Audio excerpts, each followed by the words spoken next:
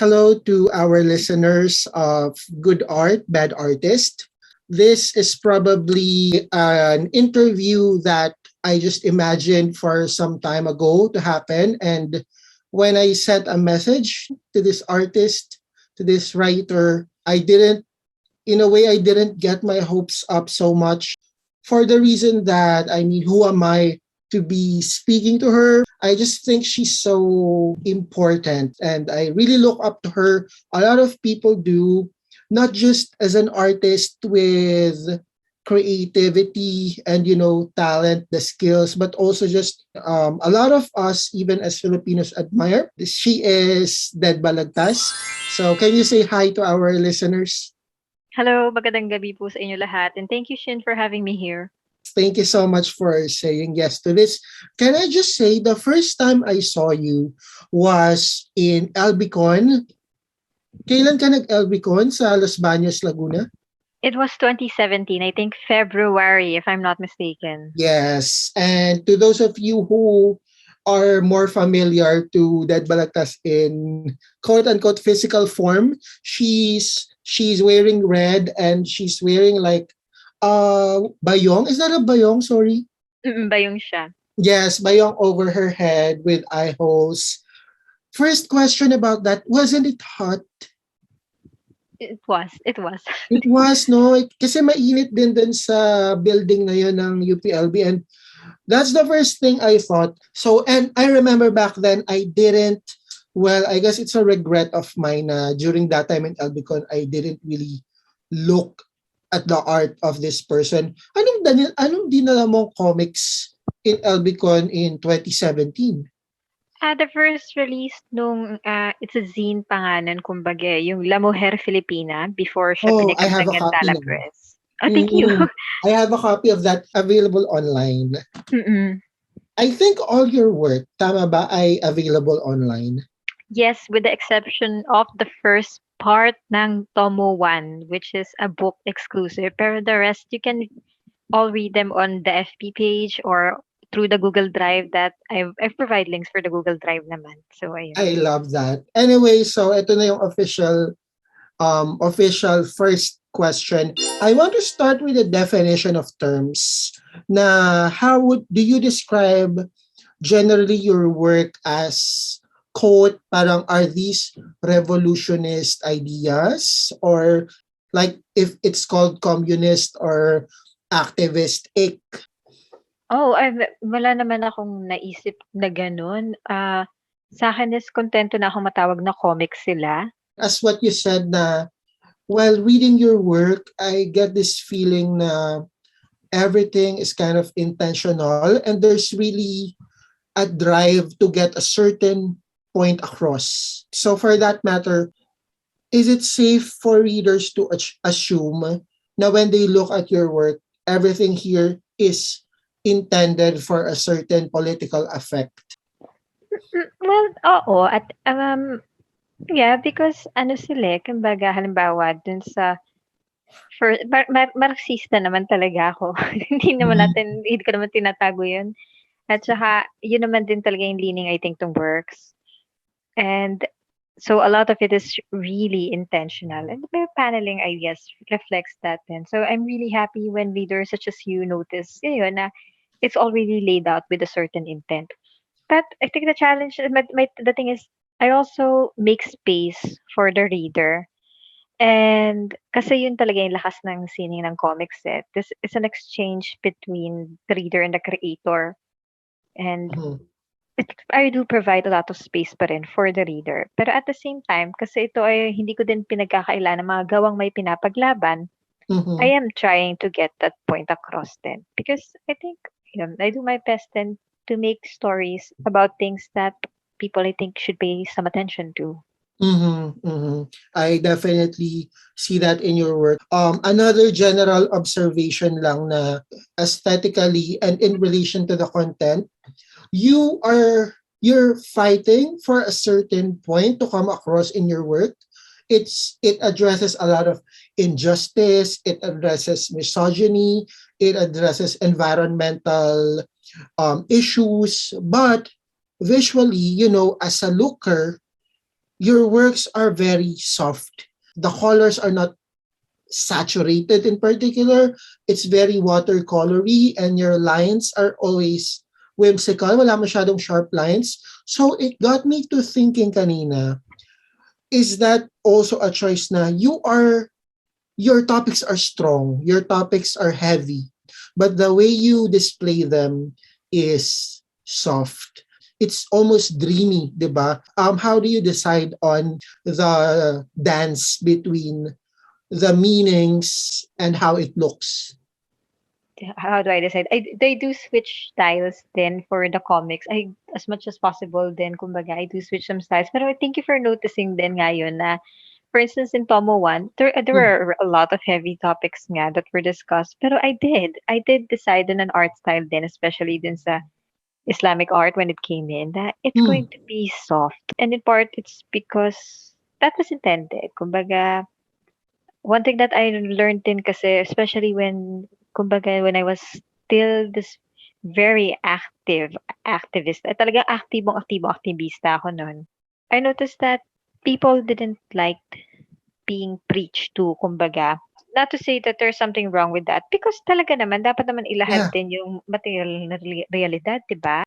Ayun, especially people will always come in with their own biases. And I think it's actually something I thought of recently din na like you can't punch your point all the time for them to listen. It could betray the intent talaga is what I noticed. But I also recognize, ayun nga, mahirap maglaruin na itong mga bagay na to, Shine, kasi minsan naman, kailangan talaga din ng mariin na mensahe. Halimbawa, condemnation messages, condemnations. There is no other way to go about it. It's going to be blunt. It's going to be complete bluntness. And a lot of artworks do reflect that bluntness.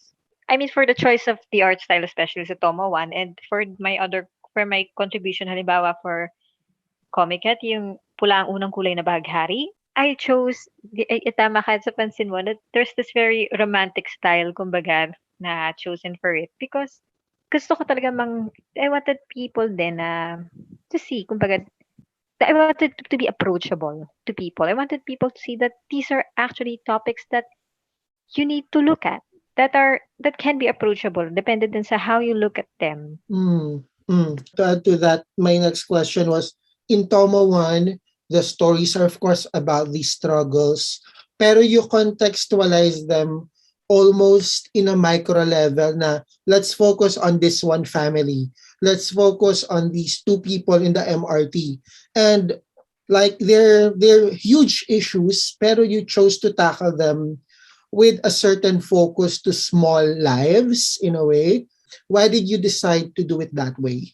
And it comes from this very a perspective na ng isang educator din na Dead Balagtas used to be this project of alternative history telling.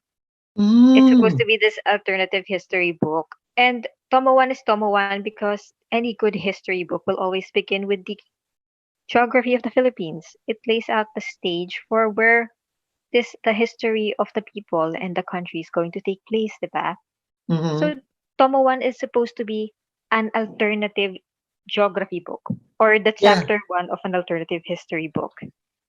And it's the intent then is to use yung ating creation myths, particularly yung Panay myth of Tungkol Langit ng Alunsina as the template. And it becomes really the template talaga na this is a creation story and we're going to use the motifs from Tungkol Langit and Alunsina again and again. We're going to break it down from it being heteronormative to it being queer, from it being read from a patriarchal standpoint. We're going to read it from a feminist standpoint. So that theme is rehashed again and again throughout Tomo 1. And I hope it was reflected in the paneling. I'm going to talk about it, kumbaga, in a way na the breakdown of the myth was from archaic speech na kinuha ko din directly yung ibang lines from the original myth, naging modern speak na. To show sana na buhay ang alamat, buhay ang epiko, and We live in it. We are living it. mm, yun. And I wanted to keep playing with the macro being micro, the micro being macro. So, Like, to those who haven't seen Tomo 1 yet, a lot of it are these very about Pangea, very about the separation of islands and parang the separation of land, the forming of water forms and landforms, they are then interwoven with stories of people meeting each other, daughters having conflict with their parents. So I really, obviously, I suggest everyone to read it. And that was so clever. I mean, and that's why I ask about intentionality in your work. You really navigate with your eyes and with the word bubbles. And it's just so layered. It's just so rich. Like every page of this book is like a masterpiece of its own. So ayun, sorry, I'm just right now I'm just word vomiting because I'm so flustered by it. Thank, thank you for saying that. Grabe naman yung masterpiece. Pero ayun, thank It you for is. recognizing how intentional it is. A lot, there are some people who I think were very uncomfortable with with the layout na parang hindi naman ganyan ang talk bubble sa comics eh. Yung bakit ganon, biglang may nadi-displace, bakit bigla na lang nandun dun sa pulo, bakit bigla na lang nandun sa island na wala Mm, na dun sa bibig ng bakla, ay ganyan. Tapos yung parang it's precisely because yung mga bakla mismo yung oceanic plate. You yeah. could treat you could treat them as metaphors or you could treat them as actual oceanic plates. Kasi for instance, there were some people Shin who ask kung halimbawa si Raman at si Ramon ba babalik sa Tomo 2 and the answer to that is no. I never thought of it that way. Pero that's the interesting part Shin and I think that's the strength then of our medium because Mm-mm. ayun this is where the reader comes in. Ito yung pasalubong ni reader, kumbaga pag bumisita sa bahay mo, yung bahay ng comic creator being the comics itself na, Uh-huh. oh, ito yung hinain ko, kumain ka. Tapos reader, Yes, yes. oo, Tapos, oo, ang gandang metaphor nga ng buffet or handaan for comics, no? Kasi like some people, meron silang hindi kakainin. mm, 'Di ba? Yun nga, like if they read Ramon and Raman's story as two guys, figuring it out, falling for each other, you can look at it that way. But I think for some readers, iba yung ilalagay nila sa plato nila from what you offer them. Like they would think of the religious values and differences involved. And you're right, that's what makes comics so fun. It's not that prescriptive in a way of what you should do with it. For example, one chapter of Tomo 1, one part of it, how do you scaffold the idea from, kunyari, kwento nitong girl finding out she's a lesbian, and then you correlate it to the tectonic plates or, landforms. Like, mm. how do you start with that? Ano yung unang mong naisip na gawin? Tapos, how do you edit your ideas na ito yung isasama ko sa dyan? Or itong dalawang guy gagawin kong sa MRT sila magkakakilala and then Muslim siya. How do you stack them together? Super sabay-sabay ba yun or nag-edit out ka rin in your mind? Nagsisimula talaga siya sa idea, no? Halimbawa, kasi Tomo 1 is an alternative geography book. So yung geography concept talaga yung una dito. Yun talaga. Tapos, halimbawa, yung mother and daughter sa last chapter na si Luzon migrates with the Palawan block. It breaks off really from the mother plate. So it's not difficult to see when you know what happens in this time period na it's not difficult to see na, oh, it's like it's a daughter breaking off with the mother and they have the same temperament. They're both volcanic plates. You made an analogy of the volcano-ness of it with the personality of them, stuff like that. Mm-mm. At tapos, ang ganda nung part na pag nagagalit siya, nagkakaroon ng halos volcanic cracks on their faces or Mm-mm. the way you play with the color. I guess to sum up the excellence of Tomo 1 is that you really made most of the visual medium being visual. Um, I'm very happy to hear you say that. I'm just glad talaga because that is what I was going for then. And sa totoo lang, pinakamababaw na idea that came with it was, I want to make teaching geography fun. People got engaged in it. Kumbaga, sabi ko nga kanina I was experimenting with the way of how ancient Filipinos shared these myths because this was proto-science This was a time when Mm. religion and science and the arts were really all linked up together. This is like this ancient dough that later we took out these cookie cutters and said, this is geography. This Yes, is I the get what you scientific mean. part. There Mm-mm. was a time, and there are cultures where the scientific is not necessarily against the supernatural. Is that what you're referring to? Mm-mm. Ayun. And I wanted to pay tribute to how the Babaylans were really the proto-scientists, which is, ayun, why the Yeah. first chapter begins with that. Ano sa tingin mo yung naging cause ng mga disparity between, you know, the supernatural and the mystical versus the scientific and the historical? Well, there you do have that history of colonialism then that separated, that introduces to the concept of Western science and to all the other concepts that go with it. And that is the starting point for how we viewed these ancient myths then. So if you think about it then, parang sina Plato, they, they had the silliest ideas then when it came to ether Yeah. and other concepts. But they're not dismissed as, they're still venerated. O nga no. Ayan. Si Aristophanes and his theory about his concept of gay people then, di ba? Mm. Na people once upon a time, kumbaga, couples were together in one body and then the gods got jealous Yeah. and tore them apart, and that's why there are some gay people because they're looking for that other half. And Um, just to go back a little bit to the geography into stories, what I liked about reading it is hindi pilit the connection ng okay landforms and people and characteristics of people become the divisions of land, and you know the history and how let's say cultures were separated because of the geography of things. Kasi I think metaphors are so easy to misuse then na, you know when something is too on the nose, na mm, langit siya at lupa ka, like what I don't know, maybe it's the power of the visuals din talaga na naging natural siya lahat, and ang ginawa mo in some part, like yung sa MRT scene sa umpisa, si Ramon na from probinsya, when he was standing in the water, yung binti nila nakalubog sa tubig, 'di ba? Which mm, kind of embodies the modestness of where he comes from, his character. Tapos si Raman, siya yung nasa lupa na part, right? and ayun din siya, kasi it's a play then on how the faulting happened to oceanic plates met. Because that plate ni si Ramon was really underwater.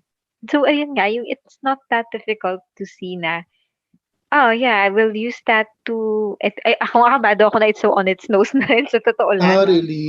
Ayun, I'm glad that you think so. Thank you for saying that. No, yeah, but I think the thing about things being obvious or not is may sense of rationality pa rin dapat na through a narrative na even yung mga argument nung lesbian couple in the last parts, it's reasonable. The arguments and of course the dialogue, I think subconsciously I referred to your work a lot din na the dialogue has to be real world. How did you write the script for these? May mga reference ka ba na paano ka magsalita? Ganun? I admit na they do have this voice then in my head. And a lot of it is born out of my observations with other people. Mhm. Kumbaga.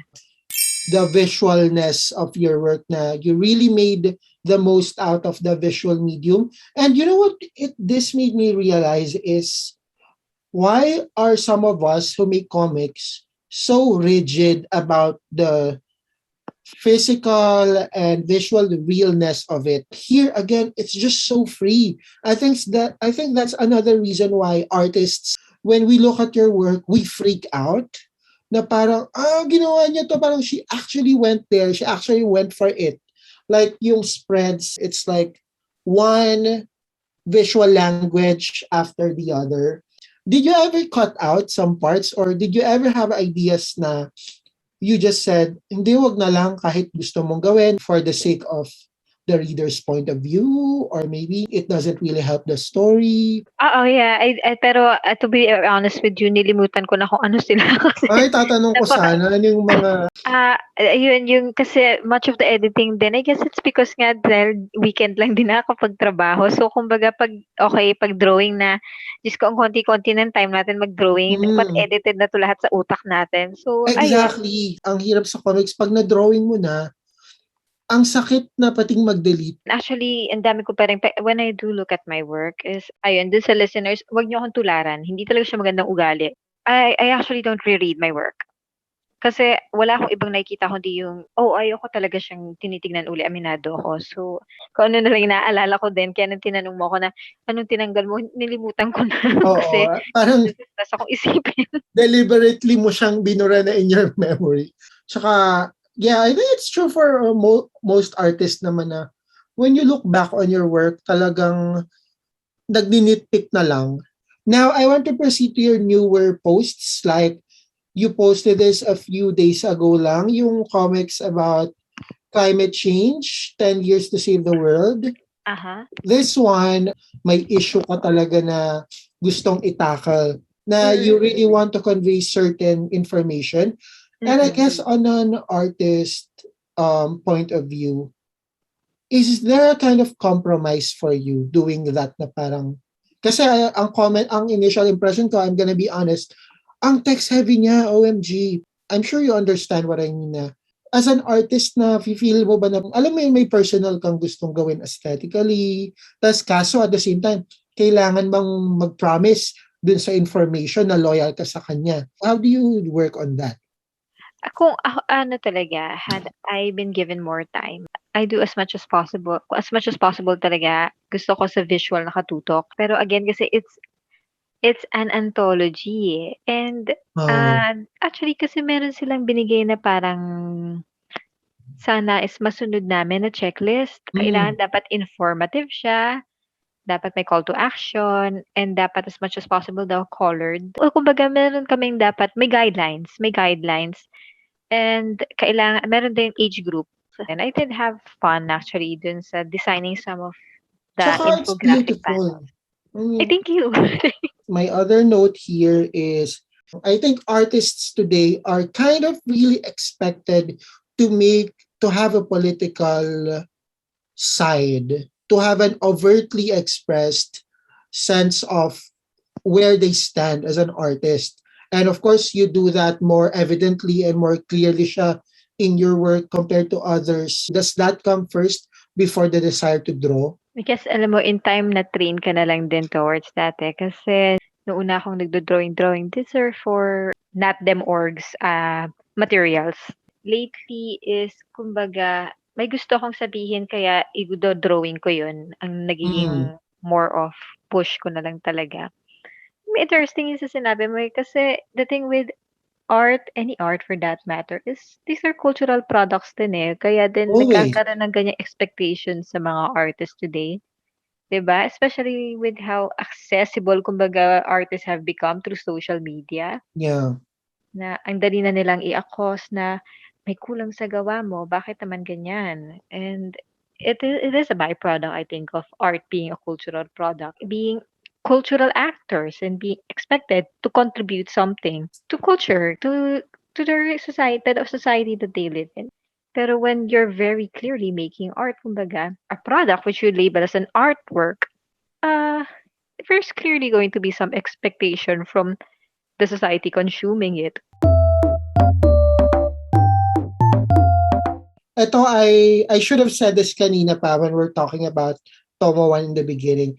But actually, even your art up to this day, what I noticed is while they are political and social, you're always focused on the masses. You barely draw the politicians. You barely draw the monsters, even though there are monsters. You really like to, ang prefer mo talagang ipakita and tignan are the people who are struggling and fighting instead of kasi when you ask most artists to make political art, they will draw, oh, it's a politician, my head is a crocodile, my nose is ugly or whatever. What I love about how you do is it's fighting for something, but you want to look at the people and they're not pathetic.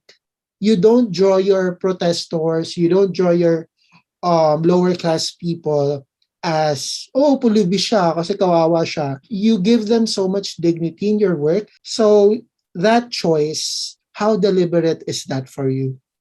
It's very deliberate then. And Mm-mm. ayun, in part is because the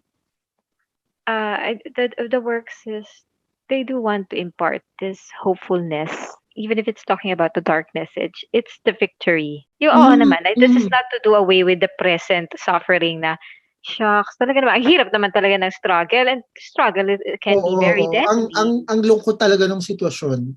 Ang lungkot, it's so grim. Pero siguro it has come from my love of history din na alam ko na hindi 'to magtatagal.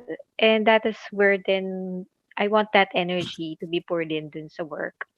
And there's actually meron akong ginagawa kapag nagdo-drawing ako dun sa mga mob, sa mga protest is, 'di ba when you join this mob, tas halimbawa yung sa hapon kasi naman usually yan, there's this moment when the sun is at its peak.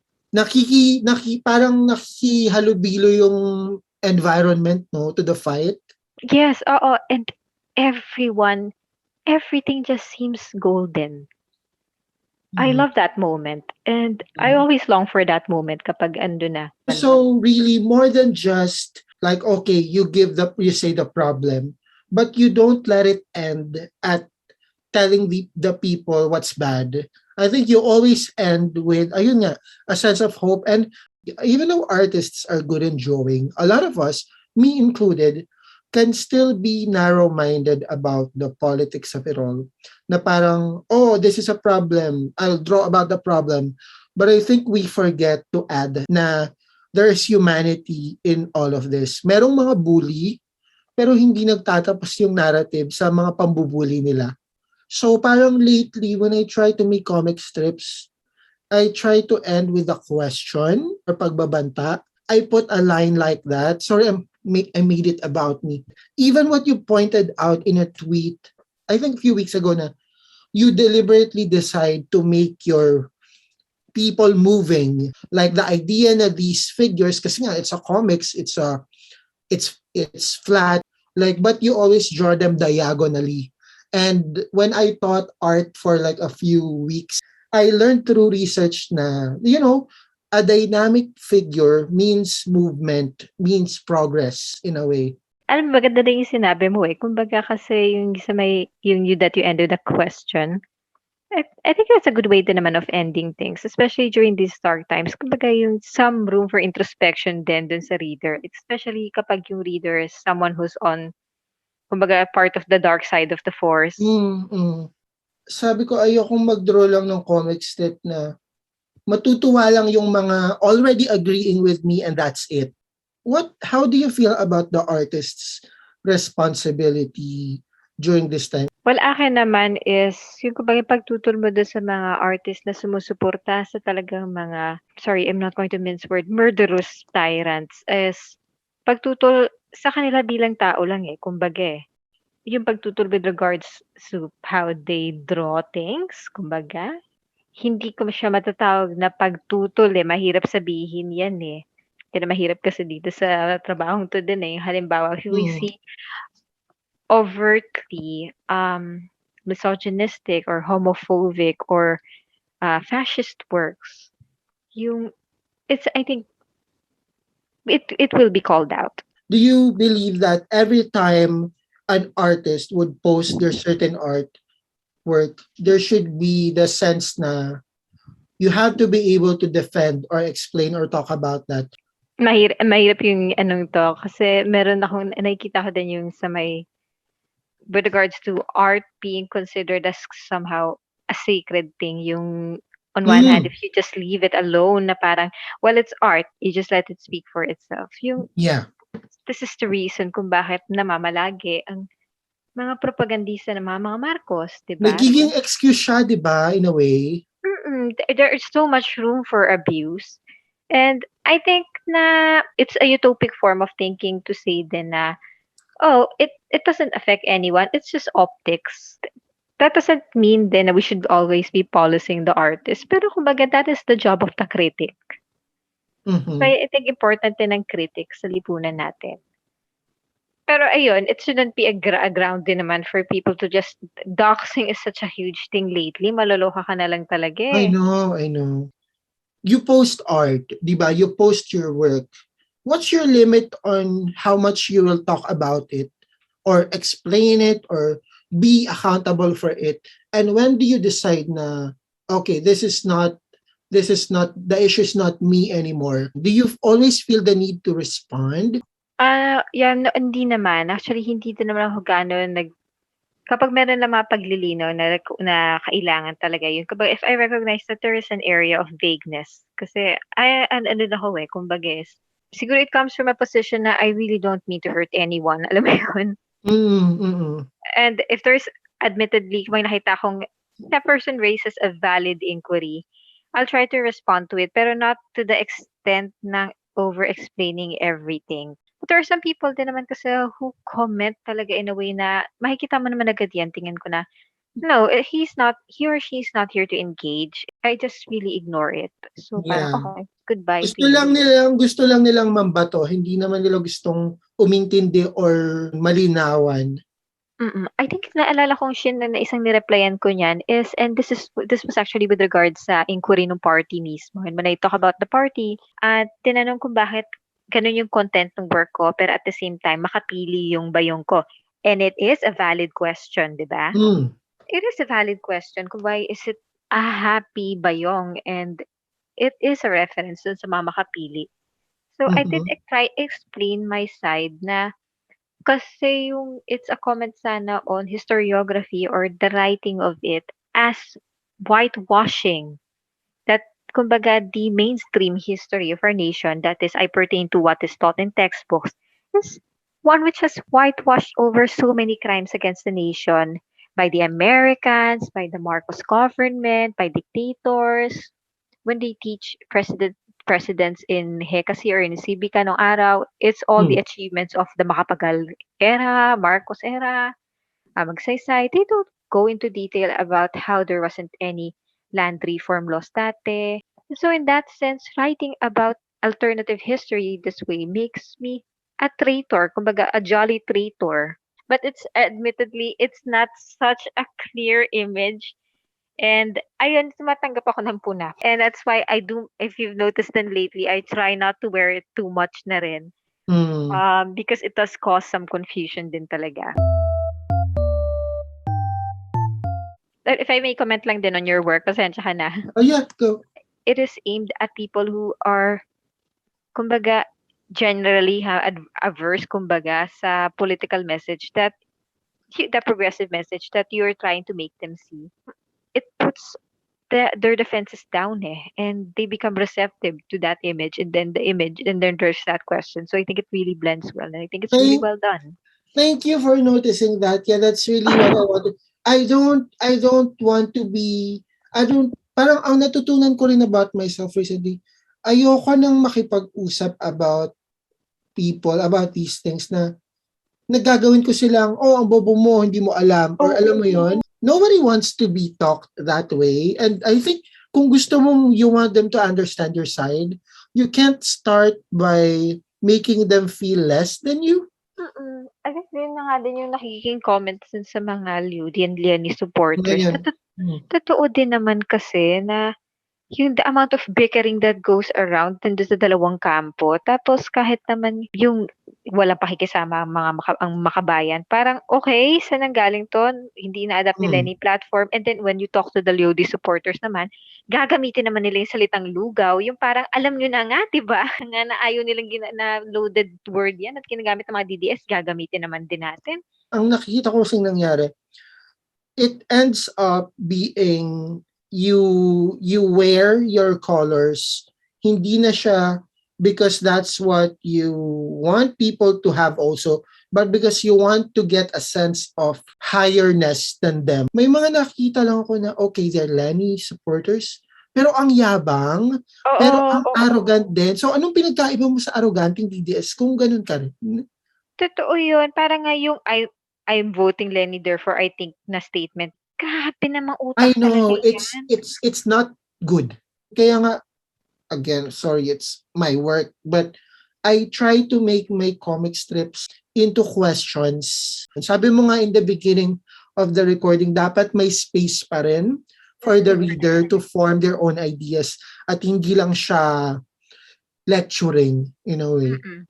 Di ba, alam mo, that's very interesting. I actually like talking about your work then. The thing is, yung with your Manananggal comics, for instance, what really keeps it so suspenseful is there are just so many questions along the way. You're just able to keep the suspense because of so many unanswered questions. You have very good pacing, Shin, if I may say so. You're able to sustain that suspense without it losing that tension na, ayun, I really like it. And the thing about the way that you did the body horror nitong Manananggal mo is, what I liked about your body horror was that it's still respectful of the female form. Thank you for noticing that. I really wanted to make sure na hindi ko siya sinesexualize na parang hindi dahil nakahubad siya, parang boys will be like, oh, kita yung boobs niya. You know what I mean? Oo, it doesn't even focus.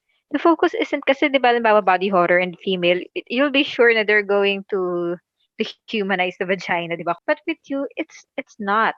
Even how I drew her breasts, I really don't want it to be buxom, perfectly round balloon breast. Inisip ko rin talaga that aspect. So I'm happy that you noticed that. Tapos, sorry, nag-mansplain na, but like, Go lang. yung sa Manananggal, yung social issues niya, kasi nga, I'm afraid sometimes na artists, me included, me especially, would use social commentary as a clout tool na parang ticket mo siya to get people to pay attention to your work.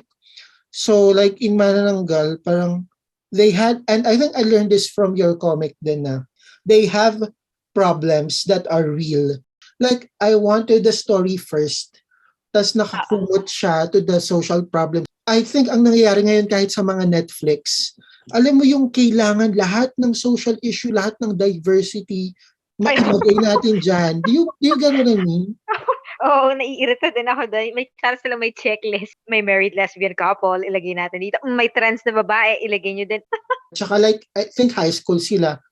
Tapos si Ana, nag-worry siya about her mom. But parang I had to make sure na yung concern niya about her family is not unrealistic na sobrang woke. Kahit si Ana, yung main character, hindi siya sobrang woke in the story. Yeah, she's a high school student. Kasi teenagers, hindi naman ganun talaga. I mean, kids who are in the lower class, they can't even be woke kasi they're struggling to survive. You know what I mean? Na-observe ko lang sa estudyante kong mga lower class. Wala silang time to even point out the injustices kasi they're too into it. Does that make sense? I get it. Kasi then, kumbaga, is the injustice is their lived reality eh. It's not just something that they're studying eh. But so if you're living it, it's the concept lang din ng sa trauma and sa women. They're trying to escape it. And diba, let's not pretend that our education in the Philippines is the most political education. Yeah. Diba? Kasi nga culturally, we romanticize the struggle too much. And ayun, hindi siya liberating sort of education talaga. And it's just to produce workers who function this particular profession, this particular job. So, hindi naman talaga sila mamumulat. Pero the thing is, sa observation ko lang din naman, is equipped sila with the language, di ba? Pag na-point out, and I think that's what I was going for sa character din ni Anais, na alam din niya yung unfairness of it, pero she didn't have the academic lingo, kumbaga. Oo, exactly. Kasi sometimes you experience the unfairness, pero hindi mo alam what to call that. Tsaka we are taught kasi na magtiis ka, di ba, na huwag kang magre-reklamo dyan. Gawin mo na lang yung trabaho mo, di ba? Yung simpleng quote lang na habang maiksi ang kumot, di ba, na tinuro sa atin, dapat grateful ka. And when you think about that, ayun nga, as you said, ayaw nila kasing magtanong tayo. Do not question the structure, kumbaga. We're educated to be convinced that it works. And kaya nga din, grabe yung i-shame na bobo ka, ganyan. Oo. Grabe naman. Now that the interview is pretty much over, is there something else that we didn't get to address na you wanted to talk about, Sana? Wala naman. We should also be, and again, there's no good or bad paneling. You know what? I love how passionate you are about paneling. Like I guess every year or every couple of months, you have tweets about paneling, and I love it kasi I'm also upset with. I think there's people who assume na comics equals drawing well. Ay, nako, oo. Other secrets or tips na ano yung key points or particular principles in how you make comics? Kahit rule of thumb mo lang na para sa'yo may rule ka na not necessarily for others, pero sa'yo that's a rule that you have. I do like examining power structures through the panels. Ayun. So, ayun na pala. Nasagot ko na yung sarili ko. Thanks for asking. Yung, if I'm able to throw in a sort of pambasag ng dominanteng struktura in a panel, I'll do it, especially if it's a Example. background panel. There's this scene in Tomo 1, it's a bit too on its nose, pero yeah, yung nagbihis si Raman dun sa may shopping mall, tapos you could see sa likod ni Ramon all these ads really enforcing heteronormativity. I literally noticed that yung sila, nagbibisyo, tapos may parang dench, quote-unquote dench. Tapos yung t-shirt nung guy, may symbol ng wedded couple. Yung game over shirt na. I do a lot of this din. I do a lot of stories din in the background na siguro ako lang or ilang tao yung makakapansin. It's so fun. It's fun. It's fun talaga. You're like yung mga Easter egg, kumbaga. Yeah, kaya ang sarap balikan ng comics pagkabasa, no? Like dito may mga naglalaro pa lang bata sa likod. Ayan, laging may kumikilos yung tao. And ayan, yung parang yung when Anais and Dylan were walking, it's a triangle. If you follow their motions, all the way din sa manpower agency, there is that play, yung parang others work, and then they move towards that bridge na sobrang daming political posters. Parang there really is, parang there's no hope for Anais if she follows the same pattern. It's supposed to reinforce that feeling. In again ako na naman, sorry. In the Dog Eaters, may na-realize ako habang dinodrawing ko siya na yung neighborhood ng mga quote-unquote slums, puro sila posters ng politician, ng SM, ng mga McDo. Na in a way, it made me think, graveyard siya ng mga pangako, yung mga slums na itong mga lugar na ito ay adorned with all these promises na hindi na siya pinansin. Tapos na-realize ko lang siya while doing the comic na, oo nga no, tapos yung nanay sa Dog Eaters, yung pamaypay niya, Senator Bato, yung mga ganun na detail, ang saya-saya gawin. That's brilliant. Thank you for pointing that out. I am going to have a go with reading it again. What I did notice about it was the claustrophobia. It's nice. Actually, nagustuhan ko yung feeling nun na talagang they're really entrapped. And I did notice nga na parang when I do recall it now, parang ang daming mukha pero silang dalawa lang. And it's because of those posters when I think back now. Yeah, thank you. Oo, inano ko na magmukha siyang mabaho na gusto ko pagtingin mo yung mangangati ka rin or mababahuan ka rin. So may kaya cramp din talaga siya in that way na sana hindi naman to the point na masakit na siya sa mata, pero yung mga characters, lalo na pag yung wife, si Mariana, laging masikip yung panel niya. Parang lagi siyang gusto niyang lumabas in the panel. Kasi nga, inis na ayaw niya doon. So, lagi siyang nakapamayuang, lagi siyang nakakamot ng ulo, parang ganun. And I guess a key point that I can observe in your comic is that the people are always moving. And I think, sorry sa term, beginners in comics, they like drawing characters na nakaganto lang. Yung talagang tuwid lang, may board bubble. Pero ang natutunan ko, saan ko ilalagay yung kamay. So, ang ginagawa ko laging may ginagawa yung kamay. One thing that I like drawing then is I like the human aspects of ano talaga, yung kapag napansin ng mga tao yung sa mga NPA, 'di ba parang meron akong narinig na siyempre hindi mga may galit sa mga NPA 'to na palibhasa hindi naman siya marunong mag-drawing ng fight scene naman. Charot kayo, excuse me. Hindi yun sa gano'n, except Oo. ayan, because the focus is on the victory then. And alam mo yung Mahok po, they have plenty of wonderful artists to do that, sina Bisay, people who document their fights. And ako lang is, ayun, I do take that approach na showing them in their moments of softness, Mm. kumbaga, gentle moments, ayun. So, binibining Emiliana, Dead Balagtas. For every episode, I ask this question to my guests. So, what for you makes a good art? And then follow-up question, what then makes a bad artist? Alam mo, nahihirapan ako sagutin 'tong tanong na 'to kasi aminado ako na hanggang ngayon, I'm still trying to articulate my thoughts about this. Pero I think it's a combination because of the nature of art na rin siya, eh, na Mm-hmm. we talked kanina lang about art being this cultural artifact din, kumbaga. Na it's something you don't just consume ng one go. It's something with values. And it affects you, and it affects the viewer, it affects the receiver, and it affects people. Yeah. It so in that sense, it affects society. Is art just a mirror? No, because it affects people to move. It's inanimate, but it also makes people move. So with that said, is I am, and again, ako lang to, baka may Mm. hurt na naman ng mga nila lang. Pero I think this is why artists as cultural workers should also be responsible. What we put into our canvas, what we put into our page, it really affects our readers. You're not just reflecting reality. You're also affecting reality. Yeah, it's not a mirror but a thing of itself. Si David Shrigley, this cartoonist, my favorite Mhm. akong quote niya na in his studio, the artist has no social responsibility, but once Mm-mm. the art goes out, the situation changes. Mm-mm. That is very accurate, no? Artists should do their best, really be good people, as broad as that sounds. And so a bad artist, kasi it's just parang yung sa works nila, for instance, we can go with the big ones, Picasso. You Mhm. could see the misogyny in his work then.